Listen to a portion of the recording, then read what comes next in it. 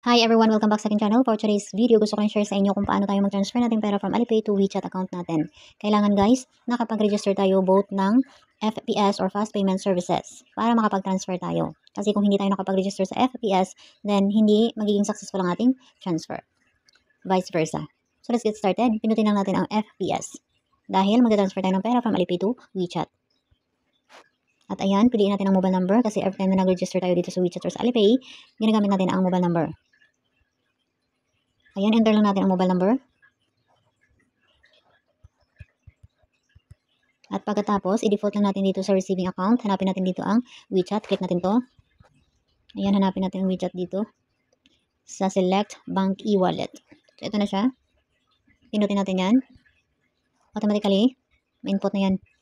So, ilagay lang natin ang amount dito at saka note. So, ilagay natin ang amount. Let's say 10. At saka yung note.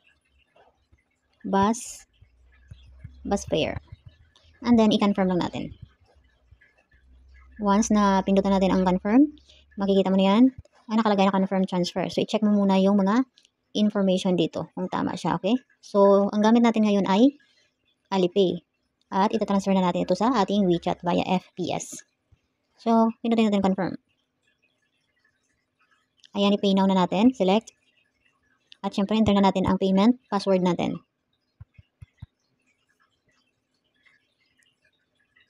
And finally, boom! Ayan, successfully transferred to the Helia sa aking WeChat. So, i-check na natin. Finally, nakapag-transfer na tayo from Alipay to WeChat kasi hindi tayo nakapag-transfer dati dahil hindi tayo nakapag-register dito sa ating FPS mismo sa ating account dito sa Alipay. So, ngayon, nakapag-register na tayo sa FPS kaya successful lang ating transfer from Alipay to WeChat. So, ngayon, pupuntahan natin ang ating WeChat. Puntahan natin ang WeChat. Ito, pindutin natin. At pindutin natin ang successful payment. Ay, wait. Dito na lang sa services, pwede naman eh. Ayan, ang balance. Yung kahapon, nagpadala tayo ng $1. At today, nagpadala tayo ng 10. So, total 11. So, hanapin natin ang history dito. Para makita ng lahat. Sa balance transactions. Ayan. Kahapon, nagpadala tayo ng $1. Nag-try ako. Ngayon, 10.